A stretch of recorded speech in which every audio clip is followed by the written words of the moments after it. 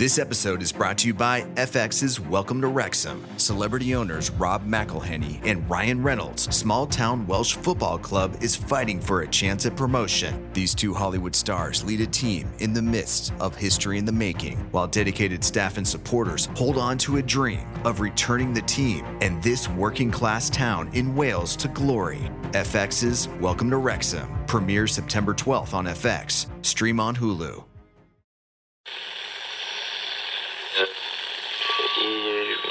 Empire.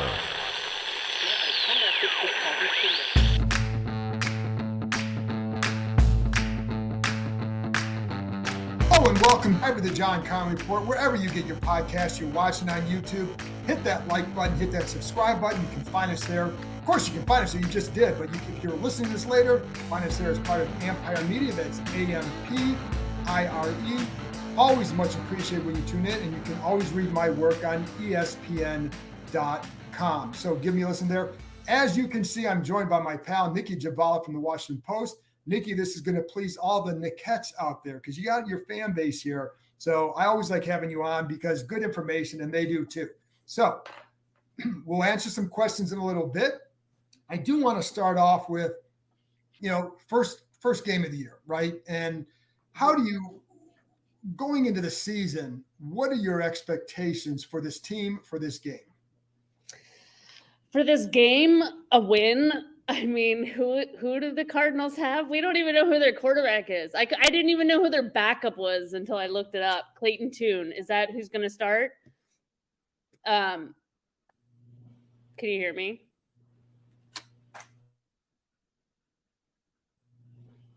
I think it's going to be Joshua Dobbs. Okay. Well, we don't know yet. Yeah, no, I still expect to win. As far as like long-term expectations, I think for Sam Howell, the big thing is to continually see progress. You don't want his play to hinder the rest of the team. You want to see him continuing to develop, to get better. And then for the rest of the team, I think anything short of a playoff run would be a disappointment. They have the talent on this roster. And I don't think they should settle for less than that. Like, oh, we finished above 500. There's an improvement. No, I think this team should push for a playoff run. They're in a tough division. It doesn't help. But I do think they have the talent around Sam, the offensive line. I think they could still be maybe a little better than what some are expecting. But everywhere else, save for maybe linebacker, I think they're pretty well stocked. And Nicki, I also wonder too, like you go in this year, and it's obviously we know it's a big year for Ron. We know it's a big year for Sam Howell, for Eric Bieniemy. You wrote about Bieniemy recently. I wrote about all three of them recently. So we know all that. Like how do you feel like they're dealing with do you feel like they feel pressure going into this? Sure. I think anybody in that organization feels pressure going into this. I think this is a tryout for everybody involved. I think this ownership came in, and because of the timing in part, they bought the team literally, 5 days before the start of training camp. They're like, let's try to make as many smaller improvements as we can going into the opener, and then really use this year to assess. And hopefully they don't get to the point where they implode and they need to make drastic changes, and they can really see what they have and take stock. So I think for everybody on the business side too, this is a year to assess. So everybody's basically trying out to keep their jobs. You also look at it too, like first game, Josh Harris is the owner. What kind of atmosphere are you expecting? Because Magic Johnson's going to be there. So I think anything that Magic attends brings an extra set of gravitas to it. So what are you expecting? Yeah, I mean, they've already announced a sellout. They've made some improvements at the stadium. Magic will be there.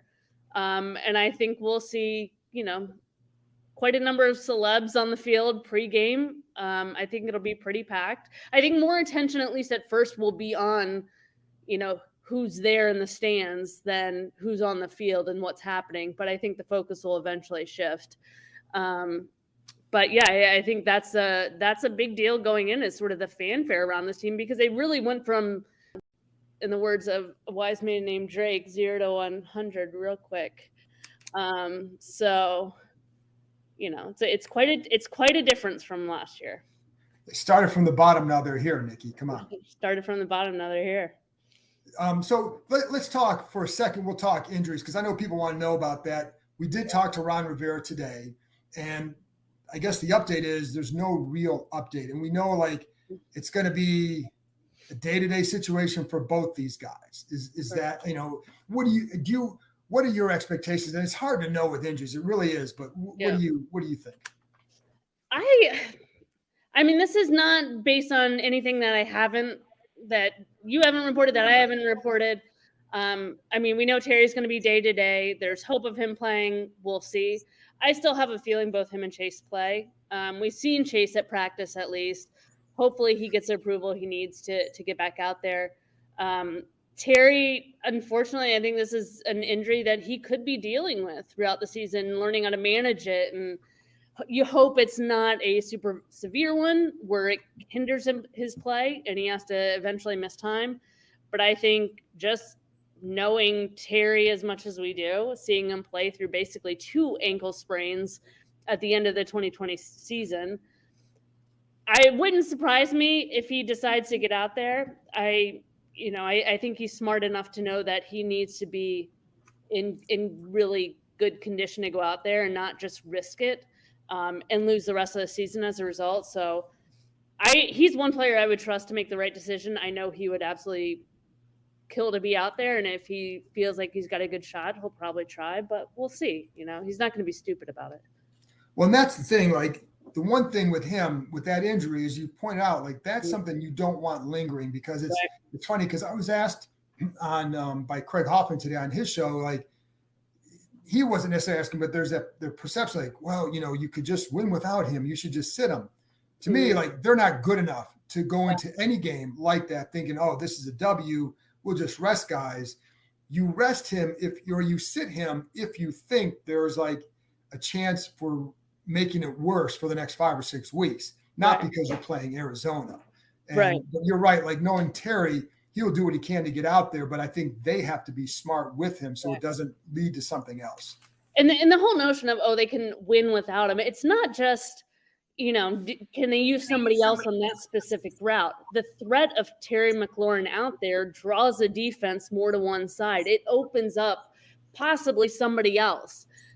His presence alone, and similar to Chase, his presence alone can change a coverage, can change how the defense plays them, and opens up opportunities for others on the field. So it's not as simple as, just replace receiver for receiver. And one other thing too, and I kind of go back to a little bit what we're talking about at the start about going into the season, all that.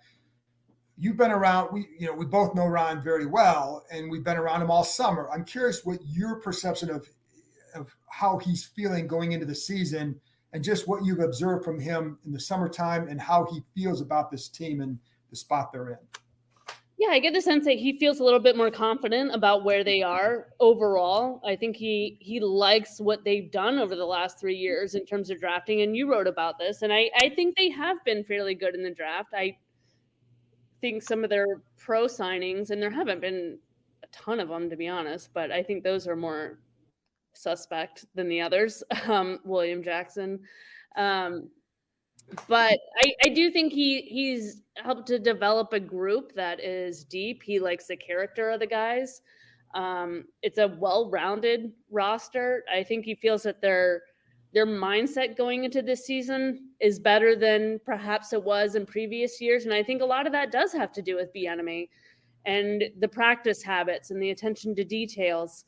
I think he does have confidence in Sam Howell. It's going to take time for Sam to really prove who he is. I don't think one game, the Dallas game showed some promise. The preseason showed some promise. And I don't think one game against the Cardinals is really going to show what he can do.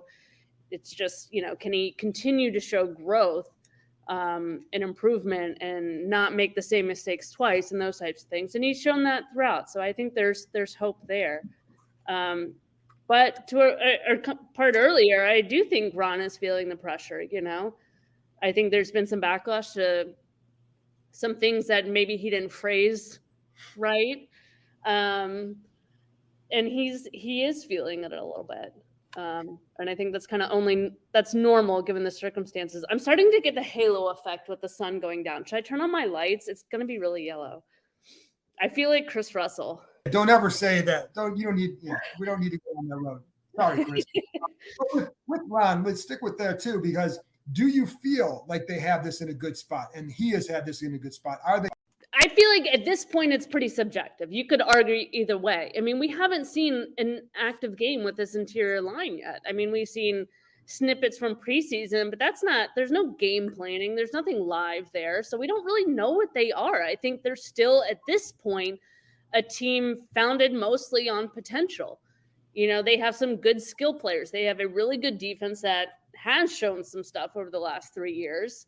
But Sam, we don't know what Sam is. The offensive line is mostly new. We don't know what that is. Logan Thomas coming off another injury. We'll have to see if the tight end corps can produce. I mean, last year I looked it up. I think there were 13 individual tight ends that produced more yards than Washington's 4 tight ends collectively produced last year. You need that group to do more. How will the run game fit in Bieniemy's offense? Will there be a strong presence in the run, or will they be used primarily in the pass game? And there are just still so many unknowns that it's hard to answer that right now. The NFL is here, and it's all about the sweet offers from DraftKings Sportsbook, an official sports betting partner of the NFL. New customers can pocket $200 in bonus bets instantly when you bet just $5 on any NFL game. Download the DraftKings Sportsbook app now and use code FIELDGOAL to sign up. Gambling problem? Call 1-800-GAMBLER. 21 plus age varies by jurisdiction. Void in Ontario. See dkng.co/football for eligibility, terms, and responsible gaming resources. Bonus bets expire 7 days after issuance. Eligibility and deposit restrictions apply. NFL Sunday Ticket is now on YouTube and YouTube TV, which means that you can stay close to your team even if you don't live in their town. Like, maybe you're a Raven who married a Seahawk who got a job in the land of the Falcons. With NFL Sunday Ticket, you can watch your team's out-of-market Sunday afternoon games no matter where you live, because you shouldn't have to change teams even if you change towns.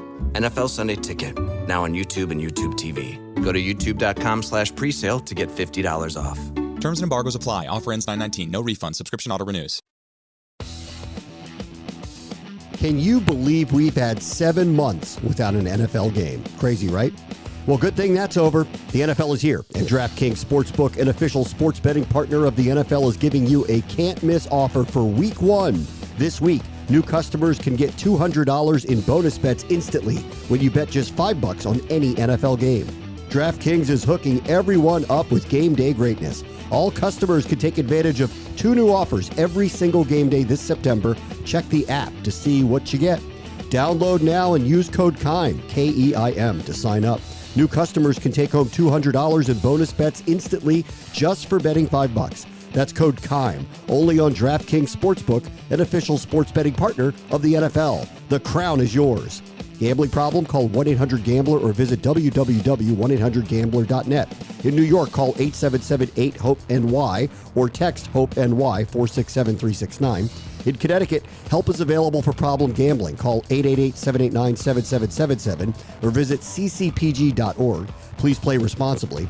On behalf of Boot Hill Casino and Resort, 21 plus age varies by jurisdiction. Void in Ontario. See dkng.com/football for eligibility, terms, and responsible gaming resources. Bonus bets expire 7 days after issuance. Eligibility and deposit restrictions apply. It's funny too, Nicki, because one of the other unknowns is also like how they're going to use the running backs. And I'm sure you get asked that a lot too. Like, I think that Brian Robinson's going to have a really good year. And I know Antonio Gibson is going to, they like him on third downs and they like Chris Rodriguez. But when it comes to run game, like, I'm really curious to see what Brian Robinson looks like. Yeah. What have you seen? Same. I mean, he looks slimmer to me. I think he is slightly slimmer. He's got a waist about this big, but he's still a powerful back. He's been sound in the pass game. You can tell those guys are really keying on the details more, especially with the blitz pickups, their responsibilities in blocking. But I mean, you hear coaches all the time, the run game is a young quarterback's best friend. And I think Sam is going to need that. And Of course, all dependent on the guys up front, or mostly dependent on the guys up front. But I think the run game benefits both, and I think they're going to need it. So I love the way Brian Robinson plays. I hope they find ways to get him involved heavily, both in the run and pass games. I'm also curious if we do, in fact, see Antonio Gibson become more of that pseudo receiver, kind of like he's been angling to be over the last couple of years. I know he speaks about it quite a lot, but he does have that capability. But I do think Brian, like you said, could have a really big year. And to me, it's like you're right. He does look slimmer, and it's the way he's moving through the hole, the footwork, the vision. I like what I've seen there. He catches the ball well. Had some good blitz pickups during the preseason. So we'll, and I am curious to see, like with Gibson, it's about, can they get him the ball in space where he can use that speed, and that's where you come back to the screen game. Or the line did not block it well. They did not run it well in the preseason. So what does it look like there? And so we'll see. But the other side, on the defensive side, did you see enough from the defense this summer to know, like, the question to me isn't will they be a good defense? I think this season they will be a good defense, but can they get off to a really good start? Are they in that position to do so? I mean, I thought last year they were in the position to get off to a fast start. I think they have quite a bit of talent back there. I mean, I think that line is still very good. I like the rotation they have still up front. I think John Ridgway was a steal for them inside at tackle. And if Chase can come back, technically they should be even better than last year up front. And they were really freaking good last year up front. Especially with the inside guys, John Allen, Deron Payne playing the way they did. If Montez Sweat can finish more and really produce, I think, teams envy to have that kind of talent up front. And then the secondary, I think they're deeper. I love their versatility back there. I think Emmanuel Forbes is as advertised, as the Commanders advertised. I was skeptical at first given his size, and he is very, very lanky. But the kid is a baller. I mean, plays fearlessly. He's all over the ball. So I think he could be a huge help to the secondary. And I think the depth in the versatility can help them mitigate some of the deficiencies at linebacker. I think Cody Barton, who's, I guess, he's sort of the replacement for free agency, different sort of players, but he's still kind of unknown. And until we see a significant leap from Jamin Davis, I still think that group is going to be a weak link for the team overall. But they have enough pieces around them to kind of mitigate that weakness. So I like the defense. I think they have a chance to be really good this year. And that, too, is going to be helpful for Sam. I think, too, with that defensive line, like just looking at Sunday's game, the Cardinals have, I think it's 3 new starters on their offensive line.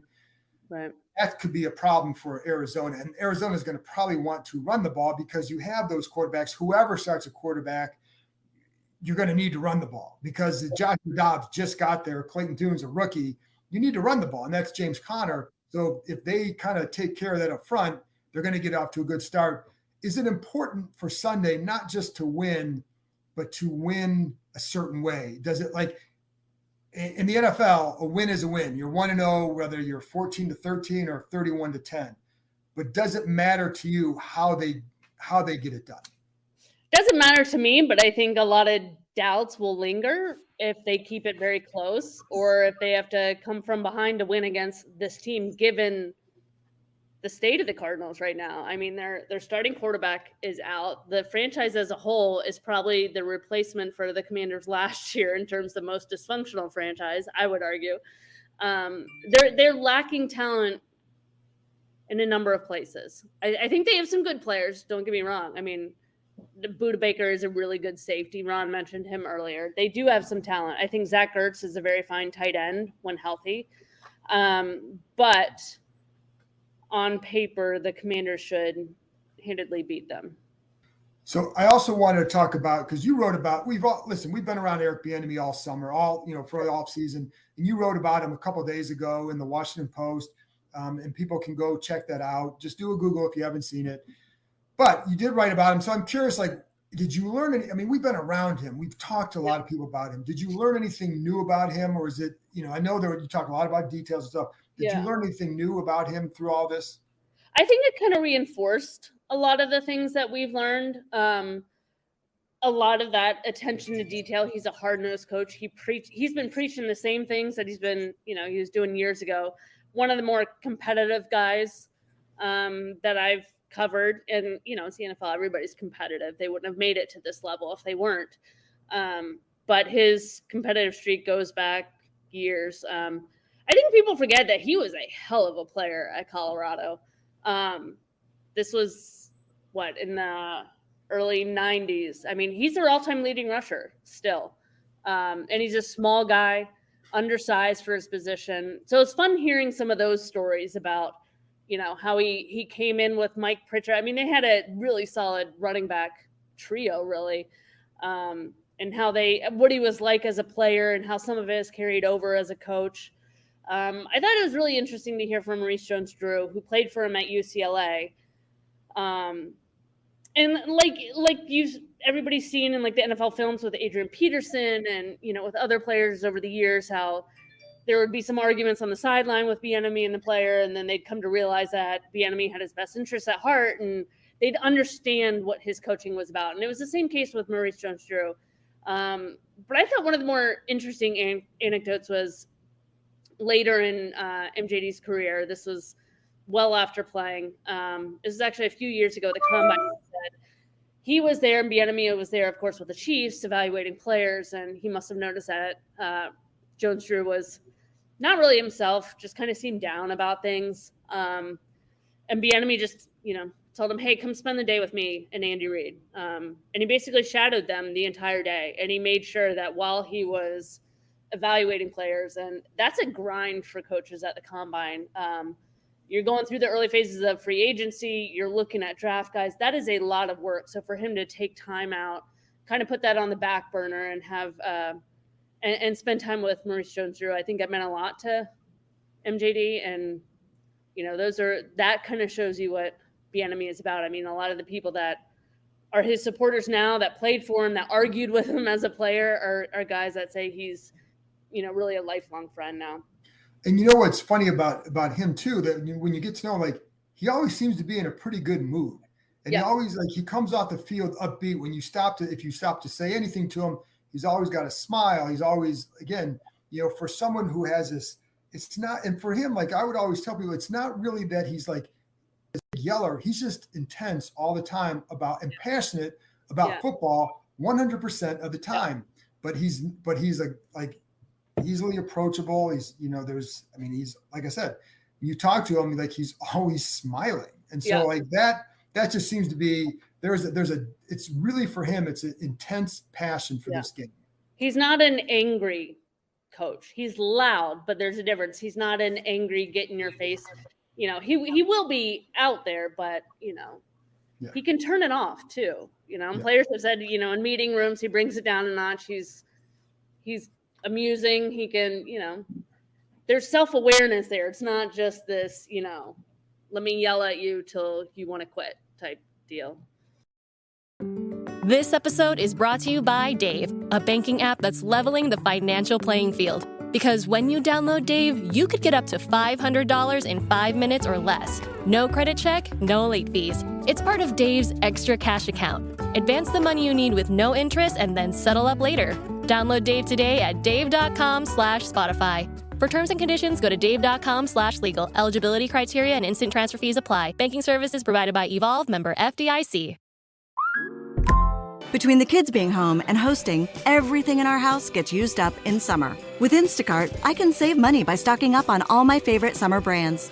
I save time by getting everything delivered in as fast as an hour. And I save myself a sink full of dirty dishes by stocking up on paper plates for the annual summer cookout. Save more on summer essentials? Spend more time enjoying summer. Add summer to cart. Download the app to get free delivery on your first 3 orders. Offer valid for a limited time. Minimum $10 per order. Additional terms apply. So I want to get to a couple questions over here and go from there. And just one thing that this is lead commander says we'll know about McLaurin and Youngstash for Sunday. You will know tomorrow about their status. No, we won't know about their status for tomorrow. We'll only know about the first injury report comes out on tomorrow. We will not know their status for Sunday until Friday. It's just that it's the first or practice later knowing Ron Rivera. We'll make it a game time decision and take it all the way up to game time. Yeah, well, yeah, and that's the gamesmanship going on now, and we'll see. I think we'll get a feel for where they're at. If they're out there practicing, if Terry McLaurin's out there running around that on Friday, the big key to me on Friday for a receiver, they do these little drills on Friday, like the red zone drills, and it's just on air. But if they're not including you in there, you're not playing. Yeah. If you're a top guy, but if you're Terry and they're including him in there, there's a decent chance you end up playing. So for Chase, it's just a matter of you got to get cleared for the neck and for contact. So, that's when. So we'll know. So it'll be on Friday that we'll know their status for Sunday. Right. And following up on this, Raymond says that he thinks they'll probably be doubtful. I think they'll be questionable because I don't know why. I don't think they'll be doubtful. I think it'd be questionable. May not play, but we'll see. And then again, Raymond says the biggest offensive X factor for Howell is how well AG 24 plays. I think it's more on the O-line than AG. That would be, can they protect him? Can they keep the run game going?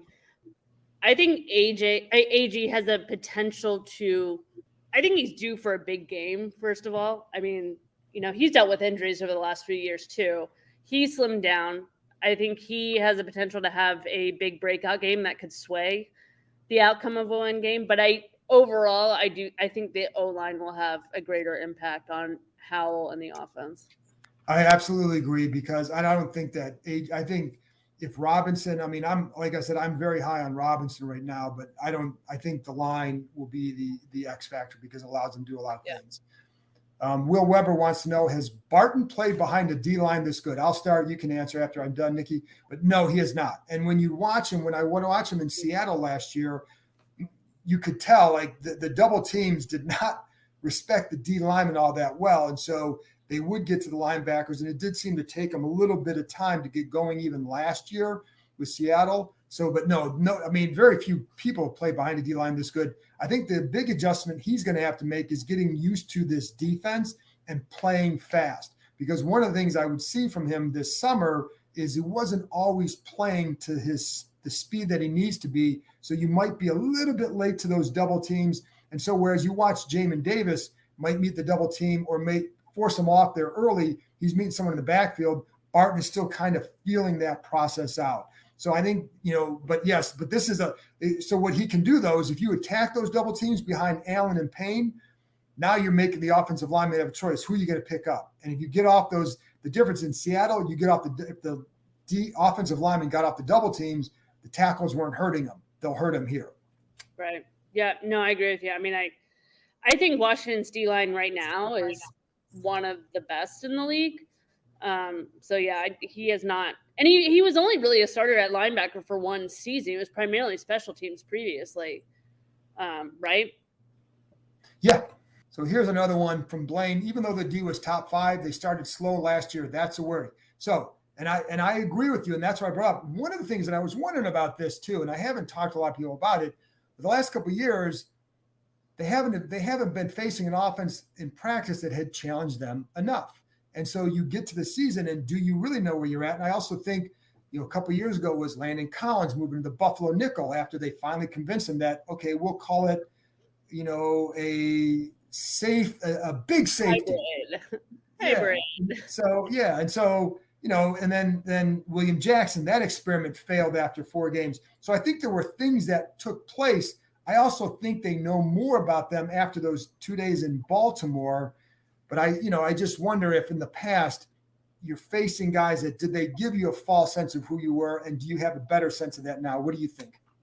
Yeah, no, I agree totally. I now that this defense and the guys have been together for at least a season together, if not more. You think about the veterans in that secondary. Kendall Fuller, Percy Butler now has a year, and Derek Forrest back there. Up front, you got the 4 starters. You got John Ridgway who has a year. You have Casey Toohill and James Smith-Williams. And I mean, these guys have been in the system. They've played alongside each other for a while now, to your point about familiarity. And I think that goes a long way. So I hope they don't start slow. I don't think there's much reason to start slow this year. And I do think those 2 days in Baltimore going against the Ravens, I always think joint practices are a good gauge in the offseason. We'll see if that helps. And then Steve wants to know, is Joey Sly on double secret probation after last year? Well, they did bring in a kicker this spring or summer, and he beat him out. The hard part is when a guy has a good leg, and they do feel like he's a good leg, then you're going to give him extra chances. But it's been a roller coaster with kickers here, and he's got to be better on extra points. And Badgley was probably better on extra points, but the kickoffs were always going to be an issue for him. But what kind of leash do you give Joey Sly? Yeah, I mean, you certainly want to see consistency. How many good kickers are just sitting out there, though? It's like quarterbacks, Sure, you would love to make an upgrade. Yeah, just go get a better player. Well, they're usually not sitting around unsigned if they're really that good. So, I do think he has been good. I think one of the things, just as we're talking about the special teams, you want to see them, fix whatever issues there were with the long snapping, so that doesn't become an issue. And it looked like they did late in preseason, so hopefully that's all ironed out. And I'm going to get to address Ryan's comment here, but Blaine also said he wonders how, and this is something I also want to talk about. I've talked a little bit about this on here before, but about interesting to see how EB impacts the historically slow starts. I don't know about historically slow. If you don't win a game, that would be a historically slow start. But they've been bad. They've been very slow starts, and I think part of it would be on the enemy and just the practice tempo they used, the intensity in practice, and I go back to those joint practices where you actually got to learn about guys against different players in a good situations you could run them through. So I think you learned a lot more. So I think that helped. As well. So, I think you can. And then Ryan Hodges says, no matter what happens Sunday, there's a new feeling, a new lease on life around this team. Super excited. And that's a sentiment that I think we all understand and realize. And I wonder how much, Nicki, do you think that can help this team? And Ron brought it up today in the press conference. Like now it's just, they're no longer, he likes the interesting and important stuff. There's no longer worried about what's interesting. Now focus on just what's important. Right. There was a lot of interesting stuff that's happened here over the years. How big can that be for them? I think it can be huge. I mean, I feel like in many respects, Washington was sort of a black hole in the NFL. I think a lot of talent came here and didn't produce as well as they probably should have.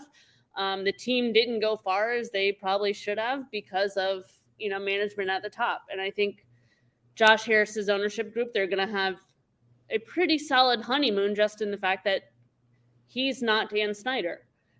How long that will last, I think that will depend on the team. They win this game, everybody will be thrilled. They win the next game, everybody will be thrilled. But if they start to lose and the losses stack up, it may not be as dire as it was before, but until you consistently win games, I don't think you're going to win back fans. There may be an initial surge based on the excitement on the fact that there's a hope, there's a chance now of real substantial change, but you still got to fix the product on the field. Absolutely. And here's the other, so I'm putting up one from Chaplain Rashid Fry. We've seen what happens when men believe in themselves. So that's not really a question. That's obviously just a statement, but I'm curious. I just was curious there. Do you think there's a different belief around this team? Do you think they feel like they're ready to maybe be, to not just like to go beyond 8 or 9 wins and maybe win a playoff game? Do you think they have that belief? Do the players have that belief or do the fans have that belief? Players, I think they feel like they have a chance now. I don't feel like they had a chance with the last administration because something would always pop up. There would always be one disaster after another. Even when they win, it was incredible. Even after a really good win, there was like some breaking news right after, and they could never really enjoy it and build off of it. So I think now they have that chance. The slate is mostly clean, but they gotta build it back up. And this is like phase 2 of it, really. Changing owners is part 1, but now it's phase 2 has to begin. You got to really put in the work on the football side. There is more hope with EB running the offense. I feel like a lot of players on that side really do believe in this system and believe in Bieniemy, and that is increasing hope even more. So they just got to put it all together. Just a couple more here, and I agree with you on that. Like the lack of confidence in Scott Turner by the end of the year was pretty high, and so like that was a big thing. And it's funny because one of the things that if this offense does well, the guy who's going to get credit is Bieniemy and Sam Howell and all that. But I give Rivera credit for recognizing that he needed a big change because you not worrying about who gets the credit, and we'll see wherever it goes. But I think that's that was a necessary move, and so. But I think like Bieniemy, his impact could be pretty big. Anyway, so and then this one in this version of Del Rio's defense will be important for the D-line to stop any running back or quarterback running the ball because there's a big hole behind them since they de-emphasize linebackers, only 2 core linebackers. I'll say this. Nobody runs 3 linebackers anymore. I mean, nobody does. Everybody runs nickel. Nickel's the new base for everybody, I feel like. Yes, that's the base. And if you want to stop running quarterback, you're not doing it with 3 linebackers. They'll kill you on that. And so you stop it with like when you had the one thing that I like about the couple ways they have to stop those running quarterbacks, being more assignment sound. So, and I don't know that you're gonna have to worry about this on Sunday, but when you play, any quarterback who can run, you've got to be assignment sound. Daniel Jones, it's always that zone read that they, for some reason, don't realize he might keep the ball. So you've got to stay wide. If you're assigned out here, stay out there. It's the rush lanes. It's all that. But the other thing, Nicki, and it goes back to what you said, and this is the reason I want to bring it up, is the versatility of the defensive backs. Because you can go to a 4-1-6 setting with Cam Curl and Derek Forrest and maybe even Quan Martin, depending where he's at with his development, and use some, bigger, quick, safeties who can play in the box that gives you more speed on the field to handle those running quarterbacks. And we saw that a few years ago. The Chargers, I think it was, did that against Lamar Jackson. They could use, they used 7 D-backs, I think, that game. So there are a lot of ways to do it. And, I think where it's the linebacker depth that you want to see better. And will the starters be good enough? And so I don't think that's not de-emphasizing the position. That's just you either hit or you didn't on your evaluation of guys, because they did draft a guy in the first round. He's just going to play better. And this has to be a big year for Jamin playing behind this front. Right. Talent, behind that talent, should result in an all-pro year at some point. Right. No, I totally agree. And we have seen more dime in preseason and camp. So be interesting how they use them. So anyway, Nicki, that's all I have for me. Anything you want to, any last minute wisdom here or anywhere? Well, first of all, tell them where they can find you. I know I always ask this, but. At WashingtonPost.com/sports or on Twitter, or what do they call it now? X, on the X. My handle is at Nicki Jhabvala, Jhabvala.